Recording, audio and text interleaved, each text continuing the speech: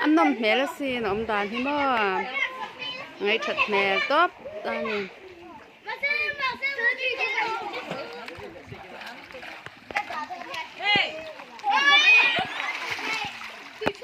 Ambrose à tin tin tin tin